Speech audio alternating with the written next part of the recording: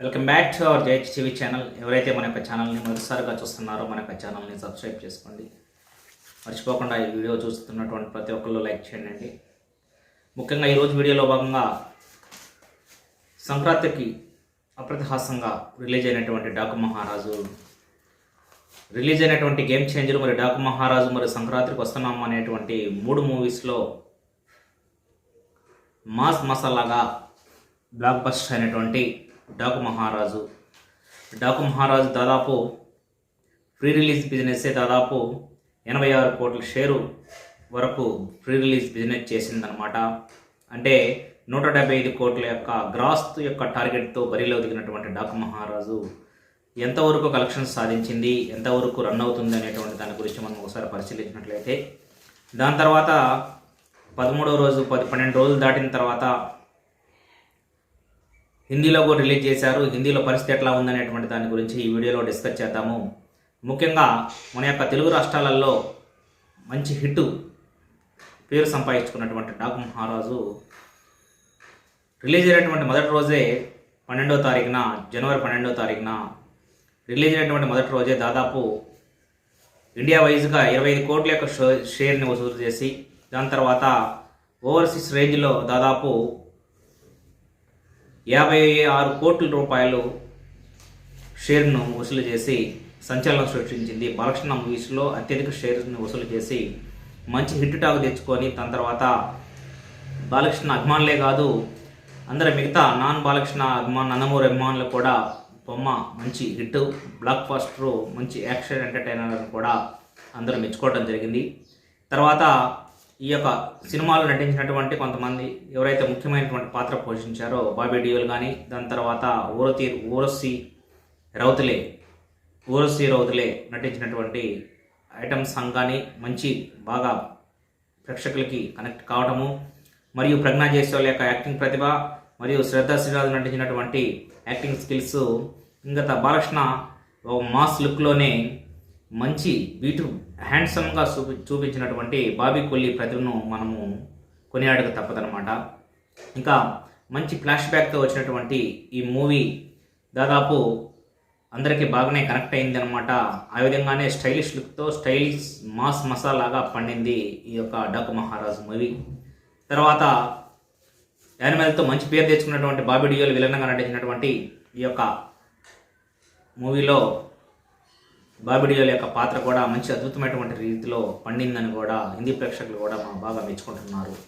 ఏదేమైనా సరే ఈ యొక్క ఓవరాల్గా ఇప్పటివరకు సాధించినటువంటి కలెక్షన్స్ ఒకసారి మనం తెలుగు రాష్ట్రాలలో ఓవర్సీలో చూస్తున్నట్లయితే, 1వ రోజు మొత్తం ఓవరాల్గా ప్రపంచవ్యాప్తంగా 52 కోట్లు, 2వ రోజు వచ్చేసి 13 కోట్ల 50 లక్షలు, 3వ రోజు 12 కోట్ల 50 లక్షలు, 4వ రోజు 9 కోట్ల 75 లక్షలు, దాని తర్వాత 5వ రోజు 6 కోట్ల 25 లక్షలు, 6వ రోజు 4 కోట్ల 5 లక్షలు, 7వ రోజు 4 కోట్లు, 8వ రోజు 4 కోట్ల 20 లక్షలు, దాని తర్వాత 9వ రోజు 6 కోట్లు 1.6 క్రోర్స్, 10వ రోజు 1 కోటి 40 లక్షలు, 11వ రోజు 1 కోటి 4, దాని తర్వాత 12వ రోజు 1 కోటి 15 లక్షలు మళ్ళీ పుంజుకోవటము. దాని తర్వాత ఇప్పుడు 13వ రోజు పరిస్థితి మనం గమనించినట్లయితే దాదాపు షేర్ కూడా ఒక 7-8 కోట్లు షేర్ పెరిగినట్లు మనకు సమాచారము. అది ఎందుకు పెరిగింది ఏమిటి అనేటువంటిది మనం ఒకసారి పరిశీలించినట్లయితే, బాలకృష్ణ మూవీని దాదాపు అంతకుముందు ఒక వారం రోజుల తర్వాత తమిళ్లో డబ్ చేసి రిలీజ్ చేయడం జరిగింది. ఈ రిలీజ్లో భాగంగా తమిళ్లో అంతగా క్లిక్ కాలేదని కూడా మనం ఒప్పుకోక తప్పదు. ఈ యొక్క కోణంలో మరలా ఇంకొక ప్రయోగం చేశారు. అదే ప్రయోగము హిందీలో ఈ మధ్యకాలంలో తెలుగు వాళ్ళు హిందీలో చేసినటువంటి అన్ని సినిమాలు కూడా బ్లాక్ బస్టర్గా నిలుస్తున్నాయి అనేటువంటిది మనకు తెలుసు. పుష్ప 2 ఎంత వసూలు సాధించిందో, దేవరా 2 ఎంత వసూలు సాధించిందో, దాని తర్వాత ప్రభాస్ మూవీస్ కూడా అఖండమైనటువంటి రేంజ్లో బాలీవుడ్ను ఏలుతున్నటువంటి సమయంలో ఆ యొక్క ప్రయత్నంలో భాగంగానే నందమూరి బాలకృష్ణ నటించినటువంటి ఈ యొక్క మూవీ హిందీలో కూడా డబ్ చేయడం జరిగింది. హిందీలో దాదాపు 200 థియేటర్స్లో రిలీజ్ చేద్దాము అని అనుకొని తలంపుతోటి రిలీజ్ చేయడం జరిగింది. కానీ అనూహ్యంగా 600 నుంచి 700 థియేటర్స్ వాళ్ళు ఇవ్వటము, ఆ రేంజ్లోనే ఈ యొక్క మూవీని రిలీజ్ చేయటము, రిలీజ్ చేసినటువంటి ఫ్రైడే రోజు అంటే మొన్న 24వ తారీఖు రిలీజ్ చేయటము యొక్క మూవీకి మంచి అద్భుతమైనటువంటి టాక్ రావటం అనేటువంటి కూడా అక్కడ మంచి ప్రేక్షకులు కూడా Balakrishna action full action pack అని వాళ్ళు మెచ్చుకోవటము. దాని తర్వాత వచ్చేసి హీరోయిన్స్ యొక్క స్కోప్ కూడా బాగుంది, మంచి బ్యాక్గ్రౌండ్ తోటి మంచి బ్లాక్ బస్టర్ మూవీ చేశారని కూడా వాళ్ళు మెచ్చుకోవడం జరుగుతుంది. ఇంకా డైరెక్షన్ కూడా బాగుంది. ఇంకా తమన్ యొక్క మ్యూజిక్ డైరెక్షన్ అయితే ఎస్పెషల్గా బాలీవుడ్ యొక్క ప్రేక్షకులు అమితంగా మెచ్చుకుంటున్నారు అని కూడా మనకు తెలుస్తుందన్నమాట. ఇంకా చూసినట్లయితే వాళ్ళ యొక్క నటుడైనటువంటి బాబీ డియోల్ కూడా నటించినటువంటి తీరు అద్భుతమైనటువంటి యానిమల్లో నటించాడు, అంతకన్నా రేంజ్లో హై రేంజ్లో నటించాడు బాబీ డియోల్, సూపర్ యాక్షన్ అని కూడా వాళ్ళ యొక్క బాబీ డియోల్ని మెచ్చుకోవడం జరుగుతుంది.